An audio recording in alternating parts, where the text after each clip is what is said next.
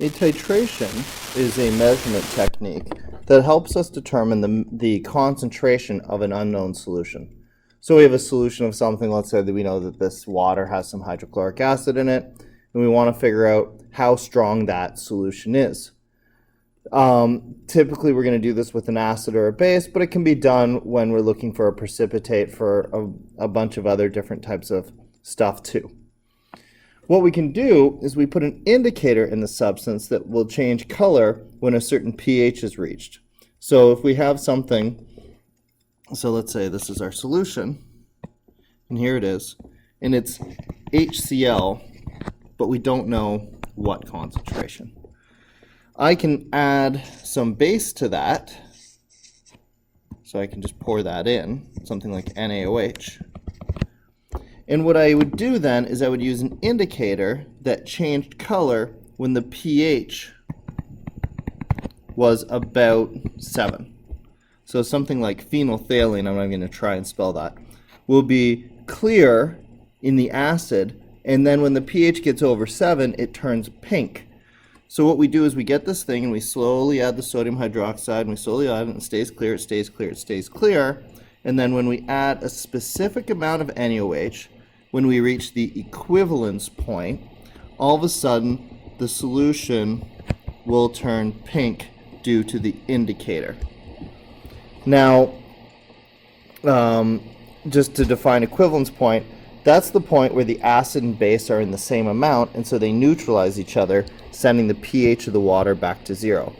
You have the same amount of acid, the same amount of base, the same amount of proton donators as acceptors, so they donate to the acceptors, and then the water itself remains unchanged. Using this, if we have the concentration of the known sample and the volume of both samples, we can determine the concentration of the unknown sample, or the mystery sample. I think this would be easiest to imagine just with a actual question, so let's work through that, and then if there's any explanation, we'll do that after. So here we have, just as said, some hydrochloric acid, and we measure, here it is, so we measure its volume very carefully, and we make it 20 milliliters. And again, we're going to call that 0.02 liters because we're going to use the concentration equations. And then we're going to use something called a burette, which is just a fancy name for a graduated cylinder with an opening at the end that we can open or shut. And by doing that, we can measure very carefully how much NaOH we're adding to this solution. So we open this up, the NaOH flows in, the volume decreases maybe from here to here, and then taking this difference, we can look at how much volume of NaOH we've added to our solution. In our example, let's just say we're using 0.2 molar NaOH, so we know that concentration. And when we do it, the volume we need to get to the equivalence point, or to see the phenolphthalein turn from clear to pink, works out to be 28 milliliters, or 0.028 liters. So that's the volume of NaOH. So then the question is, can we use this to determine the concentration of the HCl, the original acid? Here's my chemical reaction.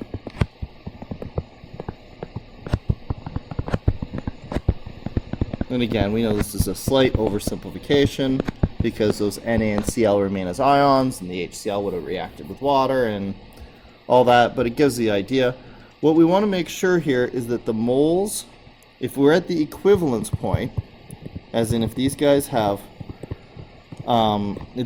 canceled each other out exactly, because this is a 1-to-1 situation, that means the moles of HCl will be equal to the moles of NaOH. So using our volume of NaOH and our concentration of NaOH, we'll determine the moles of NaOH, and since we're at equivalent, we'll recognize that that's the moles of HCl, and then we can go ahead and find the concentration of HCl. C equals N over V. So we know this, we designed it with the 0.2 molar NaOH. N and 0.028 liters. So that works out to be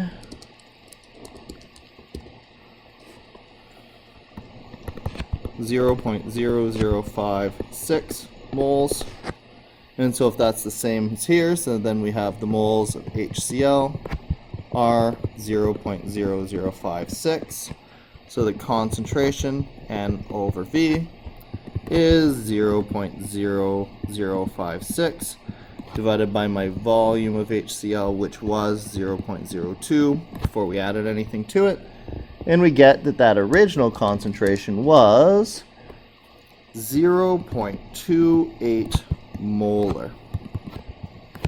So, by knowing the concentration of the known thing, the volume it took for those to react completely and cancel each other out, and the volume of the unknown, we can go ahead and find the concentration of that unknown substance. That's what a titration is.